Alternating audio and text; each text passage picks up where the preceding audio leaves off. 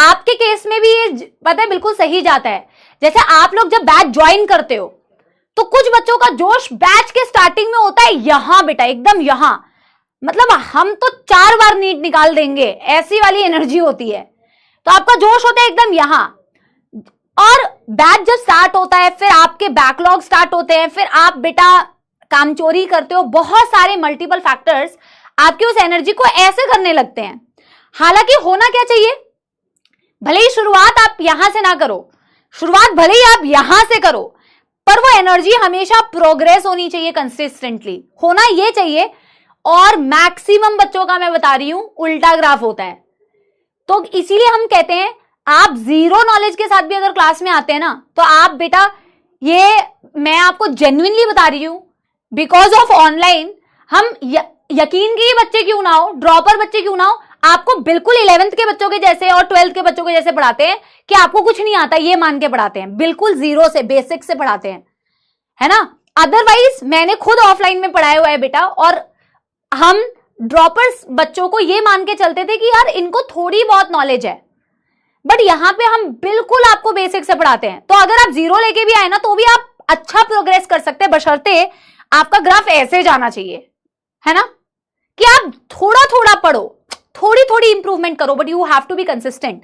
जब आप कंसिस्टेंट रहते हैं ना तो आपकी एनर्जी एकदम पीक लेवल पे होती है नीट एग्जाम से पहले, और वो ही एनर्जी फिर आपको सिलेक्शन दिलाती है।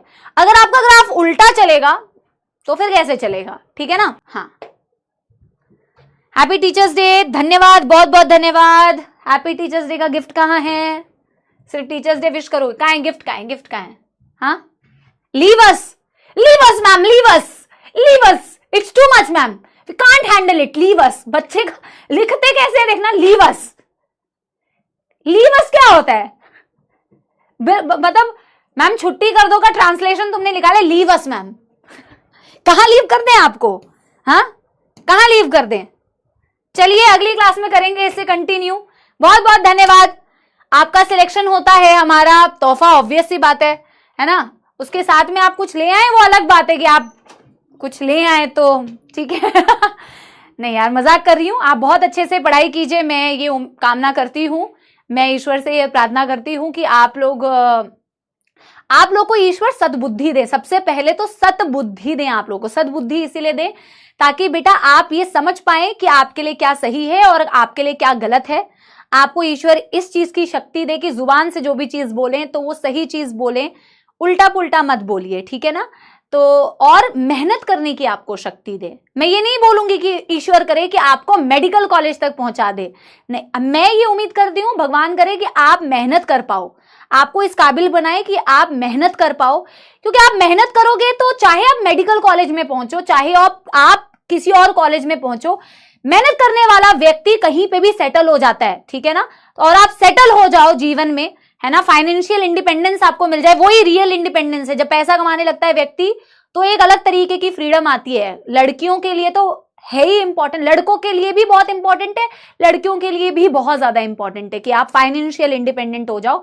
तो मैं उम्मीद ये करूंगी कि आप लोगों के साथ बेटा, आप लोगों को भगवान मेहनत करने की शक्ति दे और आप पॉजिटिव रहें, खूब सारी पढ़ाई करें। और जब आप सिलेक्शन लेके आए तो जरूर बताइए कि आप हमारी सपोला आर्मी के ही पार्ट हैं, कि मैम वी आर योर सपोला army, I really feel good. जब आप कहीं पे बाई चांस कहीं बच्चे मिलते हैं और कहते हैं मैम सपोला आर्मी, तो बहुत अच्छा लगता है, ठीक है ना। तो बहुत बहुत धन्यवाद, क्योंकि कल टीचर्स डे है और केसरिया गाना सुना दे। देखो टीचर्स डे का गाना तो कोई है नहीं, मेरे को याद कि मैं टीचर्स डे का कोई गाना सुना दूं, पर मैं केसरिया जब आपने बोला है तो मैं वही गाना आप लोगों को सुना देती हूँ, ठीक है। चलिए, ये केसरिया गाना तो मैंने तुम्हारी क्लास में सबसे पहले सुनाया था, जितना मुझे याद आ रहा है ना। यस, चलो मैं एक दूसरा गाना सुनाती हूँ। मेरे ख्याल में मैंने ये भी तुम्हें सुनाया हुआ होगा, बट क्योंकि बेटा मेरे पास भी गाने का बड़ा लिमिटेड स्टॉक है ना। चलिए,